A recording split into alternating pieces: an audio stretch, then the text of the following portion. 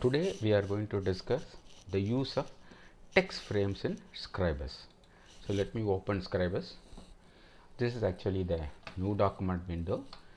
We are going to set the number of pages. Let us make it 5. Then if you enable this automatic text frame and then give out the number of columns, say if suppose you want a 2 column, you choose the 2 columns and the gap by default let it be 11 points. So supposing you enable this automatic text frame box and give a OK, all the pages which you are going to add in this document is going to come out with the text box added, frame added. So Scribus is actually a software where you can introduce or import text only when you use text frames.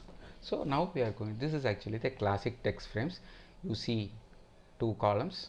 Let me reduce and show you. Here you see this is the entire text frame which is divided into 2 columns. So here what happens is if you keep typing, so let us say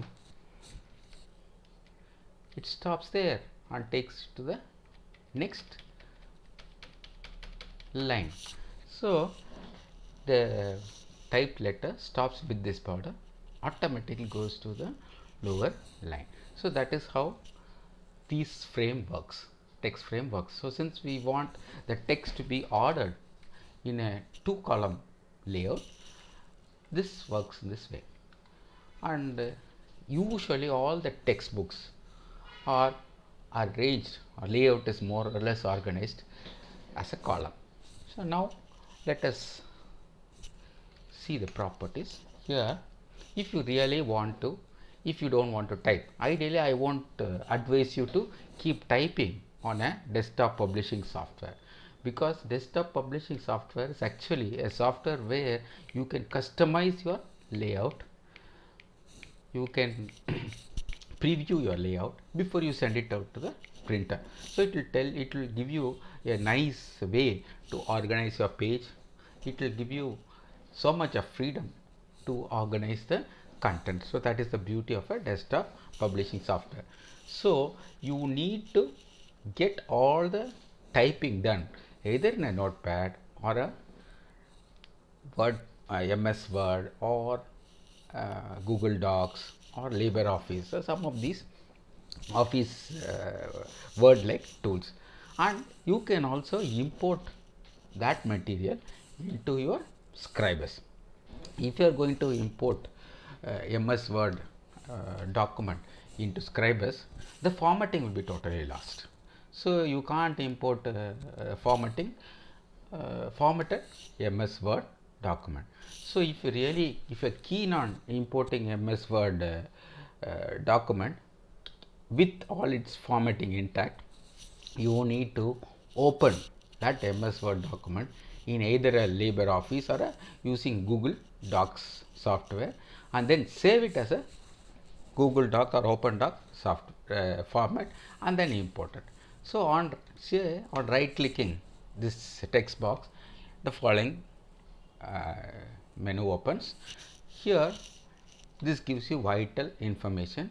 It says there are 3 lines and then characters 84, enable print, 3 paragraphs. So that is the information pertaining to this text box, and then you can undo or edit the text using this. And here if you click get text, you can get a sample text.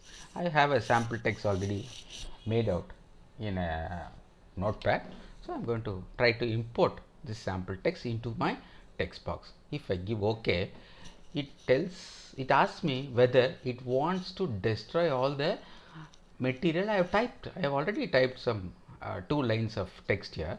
It says if you want to import, I need to delete these 2 lines. If you really want to clear all your text, if I say yes, it will clear all the text and give out the import the text classically, and it arranges into 2 columns. Now let me go back.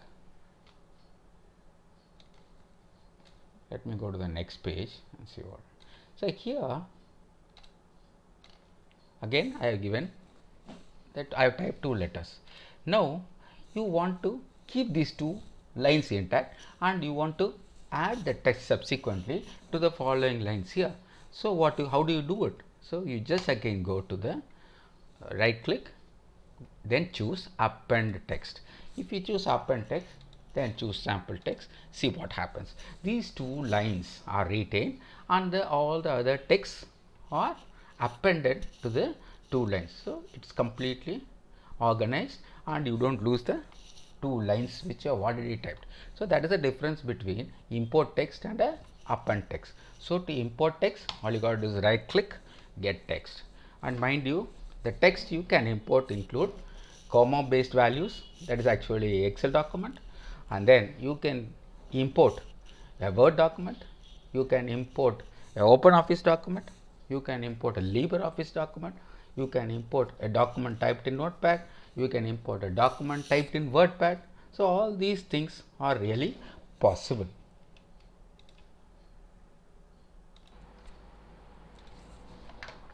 Now the shape of this text box can also be changed if you feel like. So that also we will discuss. What are the other menu which your right click brings out in the text box menu? Here you have a edit text. The moment you click the edit text, it opens out the story editor. So this is actually, you can edit the text here by using the story editor. For example, you just want these first 3 lines to be bold or to be increased in font size, just do it. And then you want to underline it, just click it, is just give the underline, it gives the underline.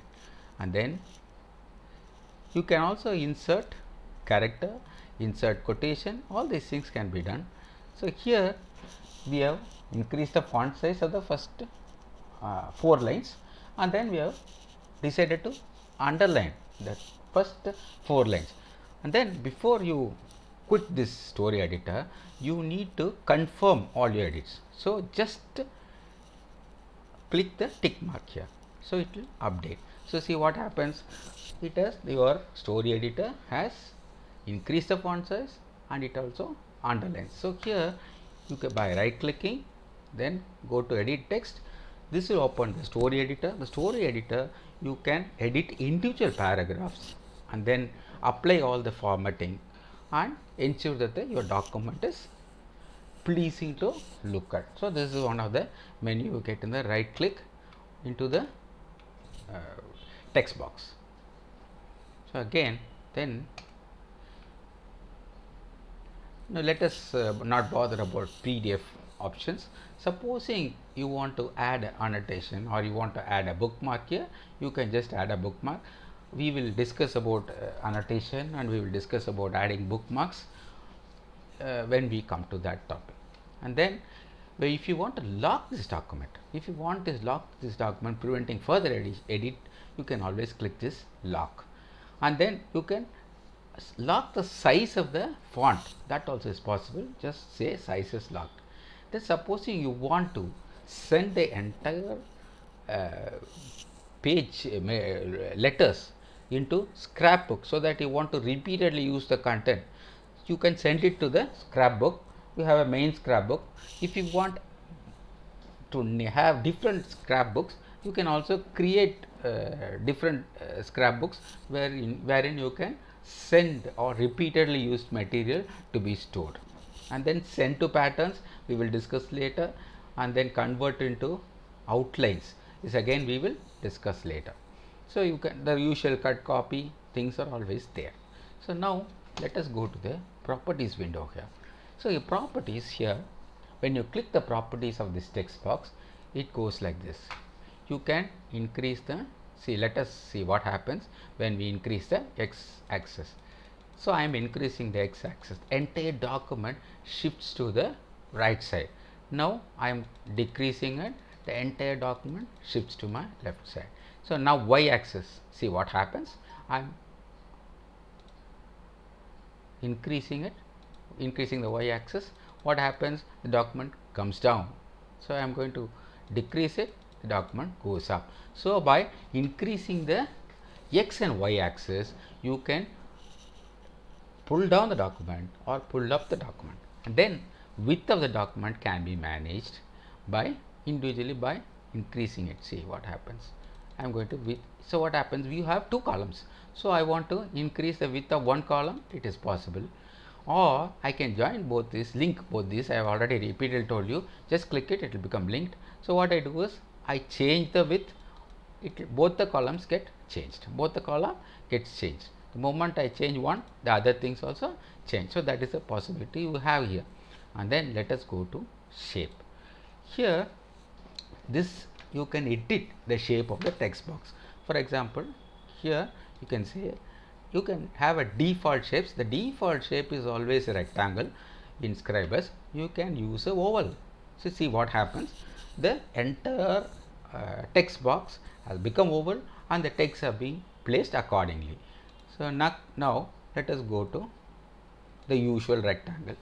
Again, you want to change the shape into, say for example, like this. Again, the entire thing gets changed. So you can apply shapes to the text box easily.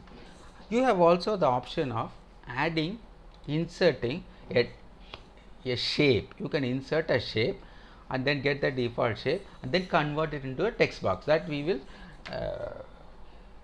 do that exercise when we come to shape. So now I am selecting the text box.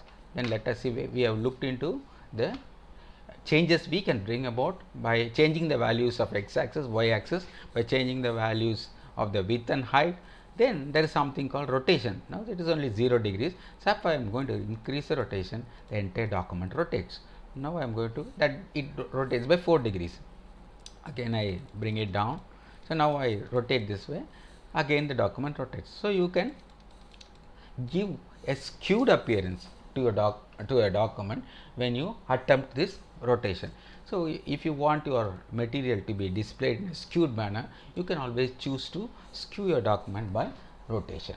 Then let's go to the shape. I have already showed you how to create use the preformed shape. These are nothing but deformed. This is actually preformed shape. You can even go ahead and use a jigsaw shape. So for example, go to jigsaw and then use this. The entire thing takes a form of jigsaw. So if you want to create something like a jigsaw shaped text box, you can use this. I am going to choose this again, go to the default shape, go to choose the rectangle one. So you can choose a jigsaw, and then you can, if you want a heartine to be chosen, you get a heartine like this. The possibility is endless. See for example, if you want to put the entire text box document text into a smiley, you get it. See how beautifully the entire document is displayed within the smiley shaped text box. So this is what your classic desktop publishing software gives you. So it gives you a lot of scope for customization. So I like you all to play around with these shapes so that you can apply these shapes to your document, make it look rather pleasing and make it really nice to look at.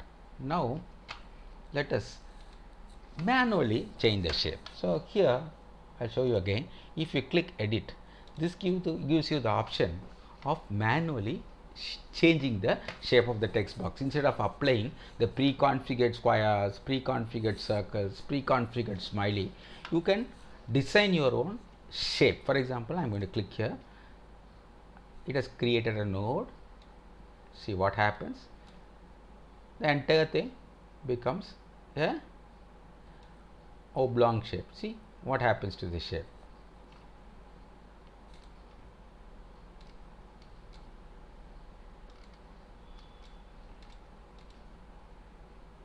So these are the various shapes you can create. Let me minimize this document, pull this out of the view.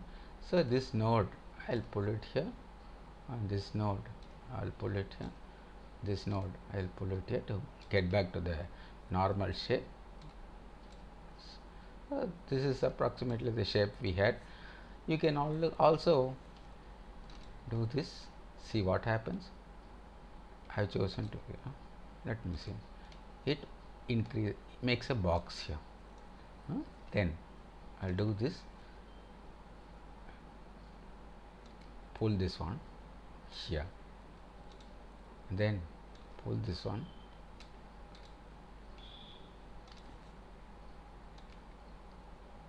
this node here.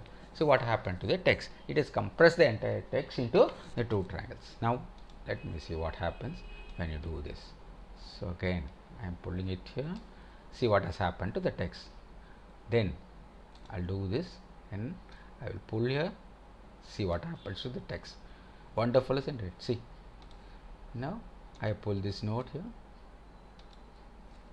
Now I'm going to, if you click here, you can create circles like this, I mean semicircles, and then here you can create a circle like this, and then there's another circle you can create. So the possibility of creating or generating your own shape is enormous, and for that to happen you need to use the nodes, and then you can play around with the x-axis and y-axis to make your document look pleasing. So I will advise you to spend some time playing around with these settings so that you will get the hang of it.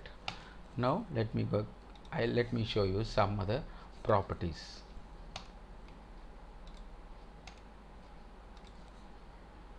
So for example here I will enlarge and show you the text is not on the line. This entire thing looks like a ruled notebook. The text is not arranged on the line. So how are we going to arrange the text on the line? So now what you do is,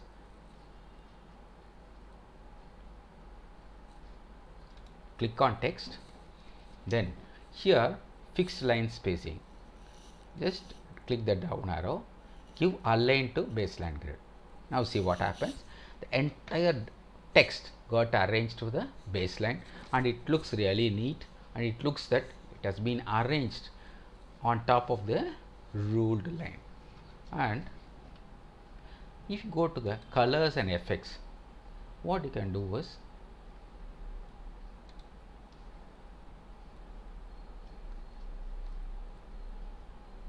you can choose the color here. So these are the colors you can choose. For example, if you choose green, the letter becomes green. If you choose black, the letters automatically become black. You choose red, magenta, the letter become red, and then you choose cyan, the letter becomes cyan. This is how you change the color of the letter. So you use your imagination.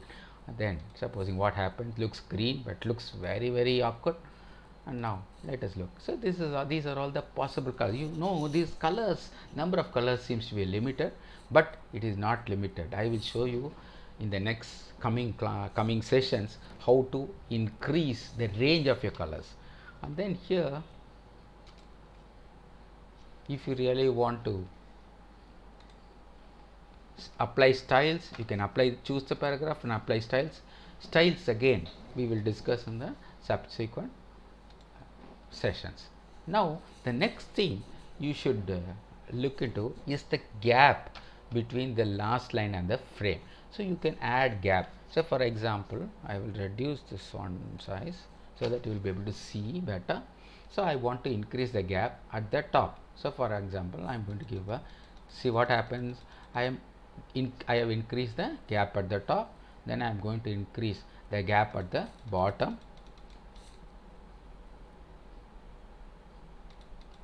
I am going to increase the gap at the bottom. See, it is increasing, and then I am going to increase the gap on the left side, and then I am increasing the gap on the right side. So why you need to increase the gap? Supposing your text, if you want to make the text frame a little bit darker, then you will want the words to stand out.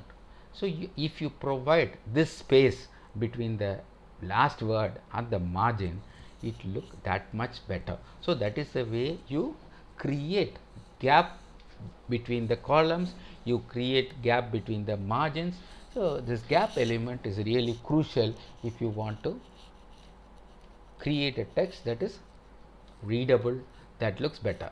Here you can even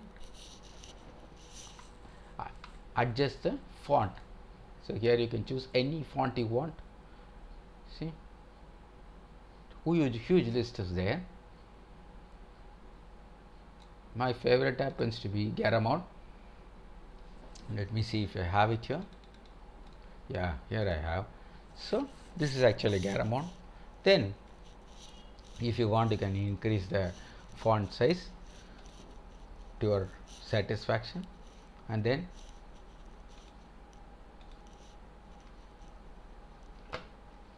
shape we have covered, style we will cover in your subsequent sessions. Now going to the color, if you give it the color, this is actually covers a background color. So you can always choose white, choose yellow, choose blue, choose whichever color you want. This is actually the background color. This tells you how your document will look like when the printer is using these colors as your print colors. Now if I go to vertical gradient, what I can do is I can use this gradient to increase the range. See what happens. Subsequently the color also changes. Supposing if you do this, see what happens. I am increasing the green. See what happens to the red. So I am going to increase the red correspondingly. See what happens. So this by manipulating this color combination, you can make your document or a text box look that much better. See, I am playing around with the colors. You can also add another gradient if you want, and then try changing it. See, I'll do this. See, I'll reduce the blackness. See what happens. So you can add another arrow, increase the change. So you can also add an yellow to it. See what happens. This way you can get a combination of colors in the background. So let me enlarge and show you the page.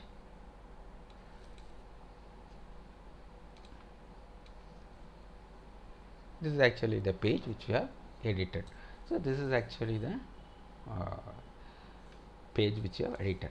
Now supposing you want to, let me insert another frame, text frame, and I am going to write a proverb inside.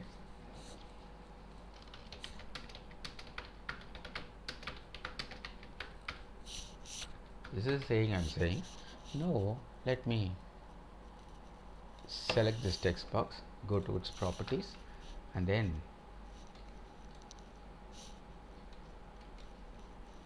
go to the text. Let me increase the size of the font.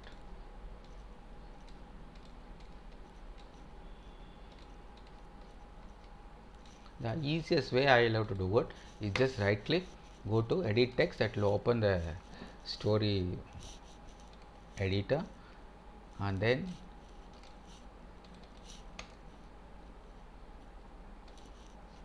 here I am going to increase the font, make it 20, and then I am going to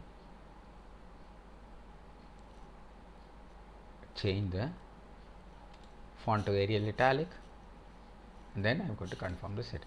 So this is actually the same. Now I want the letters to be aligned to the baseline grid. I will align it now. Now it has been aligned. Now I want to copy some text here that will go around this box. It won't cover this box, it should go around the box. So what we'll do is we'll take in some text here, sample text. Now we will append. So here what has happened is, so this text is actually gone around it. It has not gone around it, it's over it. Now I will go to the properties, and here character style.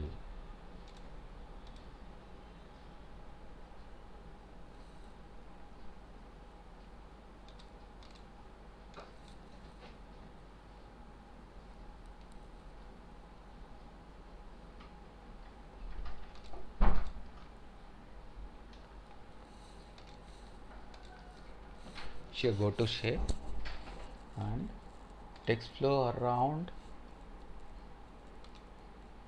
contour line. See what has happened here. So I have use the contour line. You can use the frame shape. Say what is that? So your text has managed to flow around the box. So your text has managed to flow around the box. You can keep a image here, and then you can configure your entire words to flow around this image or flow around a quote. So these things are possible. So with this we will complete today's session. We will discuss the further configuration of text boxes in subsequent classes. Thank you.